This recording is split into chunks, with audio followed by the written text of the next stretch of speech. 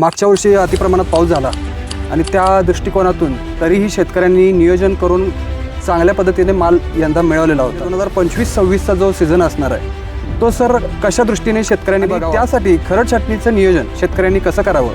फार मोठ्या प्रमाणावर पाऊस झाला, डिग्री डेज टेम्परेचर मिळालं नाही, ऊन पाहिजे तसं मिळालं नाही, त्यामुळं आपल्याला जी काही उत्पादनाची जी काही सातत्यता आहे शेतकरी बंधूंना ती राखता एकंदरीत साधारणपणे 1 ते 2 वर्षाच्या पिरियडमध्ये आपल्याला द्राक्षाला चांगले दिवस येतील अशा पद्धतीची सध्या परिस्थिती आहे। एप्रिलचं नियोजन करत असताना सर्वात महत्त्वाच्या गोष्टी ज्या काही प्रकर्षानं मी तुम्हाला मुद्दे सांगेन की त्या मुद्द्यांवर शेतकऱ्यांनी काम केलं तर 100% येणाऱ्या कालावधीमध्ये चांगल्या पद्धतीने आपल्याला उत्पादन घेता येईल।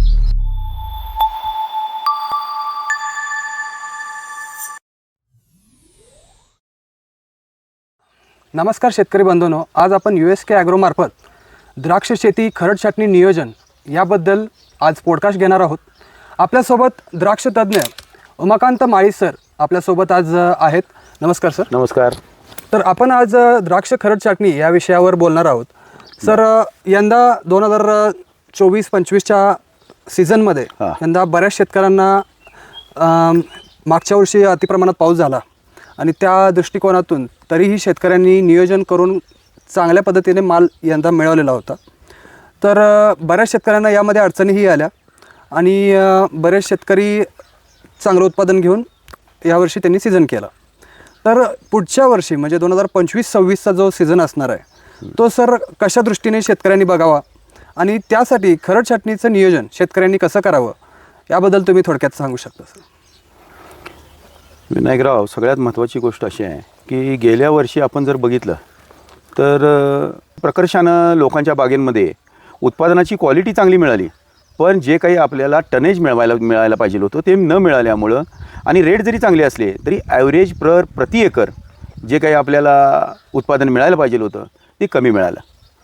पण या सगळ्याचा परिणाम असेल की उत्पादनच एकंदरीत कमी असल्यामुळं आपल्याला दर चांगले मिळाले। यंदाची परिस्थिती ही जी काय राहिलेली आहे या परिस्थितीप्रमाणेच पुढच्या वर्षीची परिस्थिती राहील, कारण यंदा बेदाना जो काही आता 651-700 रुपयावर आता सध्या चाललेला आहे एप्रिलमध्ये, आणि साधारणपणे दिवाळीच्या अगोदर किंवा थंडी चालू होण्याच्या सीझनवर जे काही नॉर्थला मोठ्या प्रमाणावर बेदाना लागतो तर त्यावेळी आणखीनही रेट वाढून जातील असं वाटतं। स्टोरेजमध्ये बऱ्याचशा स्टोरेजमध्ये आता माल रिकामा सध्याच स्टोरेज न भरल्यामुळे अडचणी आहेत। दरवर्षी आपल्याकडं स्टोरेजमध्ये जागा मिळणार नाही अशी परिस्थिती असते। त्यामुळे येणाऱ्या सीझनमध्ये 25-26मध्ये निश्चितच बेदाण्याला चांगल्या पद्धतीचा रेट हा मार्केटला राहिल्यामुळे यंदा पुढच्या वर्षी बरीचशीच लोकं ही बेदाण्याकडे वळतील आणि जरी वळाली तरीसुद्धा रेट टिकून राहतील आणि बेदाण्याकडे काही क्षेत्र गेल्यामुळं मार्केटिंगला सुद्धा येणाऱ्या कालावधीमध्ये चांगले दर आपल्याला मिळतील। म्हणजे एकंदरीत साधारणपणे 1 ते 2 वर्षाच्या पिरियडमध्ये आपल्याला द्राक्षाला चांगले दिवस येतील अशा पद्धतीची सध्या परिस्थिती आहे। एक्सपोर्टमध्ये सुद्धा चांगल्या पद्धतीनं काम आता सध्याची काही चालू आहे, म्हणजे बरीचशीच द्राक्ष आपली निर्यात व्हायला लागलेली आहेत। नवीन व्हरायटी द्राक्षाचं क्षेत्र वाढलेलं आहे, पण ते बरेचसेच क्षेत्र हे कलर व्हरायटीमध्ये गेलेलं आहे। एक्सपोर्टच्या दृष्टीने लोक प्रयत्न करतात, त्यामुळे द्राक्षाचा जो काही आपल्या अंतर्गत बाजारपेठमध्ये जो काही लोकल मार्केटला गलट व्हायचा आणि रेट पडायचे तशी काही समस्या निर्माण होईल असं मला काही वाटत नाही।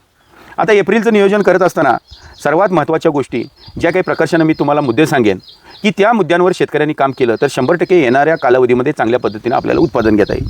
एक सगळ्यात महत्त्वाचं, द्राक्ष छाटणीच्या अगोदर सेंद्रिय कर्ब वाढवण्याच्या दृष्टीनं शेणखताचा, चांगल्या कुजलेल्या शेणखताचा वापर करणे, सिंगल सुपर फॉस्फेट असेल, वेगवेगळी जी काही स्फुरद आणि पोटॅश खताच्या जे काही मात्रा, मायक्रोन्यूट्रियनच्या लेवल चांगल्या पद्धतीनं ठेवणं आणि बागेंमध्ये पाण्याचं नियोजन व्हरायटी वाईज आपण पाण्याचं नियोजन केलं पाहिजे। आज अनुष्कासारखी व्हरायटी असेल, SS सारखी व्हरायटी असेल, SSN सारखी व्हरायटी असेल, ह्या ज्या काही लांब मण्याच्या व्हरायटी आहेत त्यांना जादा पाण्याचा वापर न करता योग्य जो काही तानावर ठेवून आपण बागेचं पाण्याचं नियोजन जर केलं तर ह्या व्हरायटींमध्ये आपल्याला चांगलं उत्पादन मिळतं।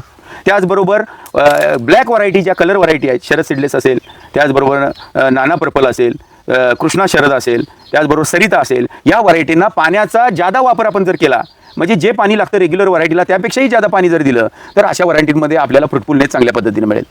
जर आपण नियोजन करत असताना संजीवकांचा वापर, क्लोरोमेक्वाइड क्लोराईड ज्याला आपण जे काही आपल्या कंपनीने जे काही सीझर या नावानं दिलेलं आहे, त्याचबरोबर सुपरस्टार 9, युरॅसिल, 6BA, मायक्रोन्यूट्रियंट, या सगळ्या गोष्टींचा वापर वेळच्या वेळी करणं आवश्यक आहे। वातावरणामधले बदल हे काडी तयार होत असताना कशा पद्धतीने होतात याच्यावर शेतकऱ्यांनी अतिशय लक्ष दिलं पाहिजे। सगळ्यात महत्त्वाचा मुद्दा, अवकाळी पाऊस काडी तयार करत असताना जे होतात, जे उन्हाळी पाऊस म्हणतो आपण, मेच्या एंडला किंवा जूनच्या पहिल्या आठवड्यापर्यंत मोठे पाऊस होतात, त्या कालावधीमध्ये बागेमध्ये नत्राचं प्रमाण वाढून जातं आणि फॉस्फरस आणि पोटॅशचे लेवल कमी होतात आणि काडी तर चांगली तयार झाल्यासारखी दिसते आणि एप्रिलला परत ती बाग फेल जाते.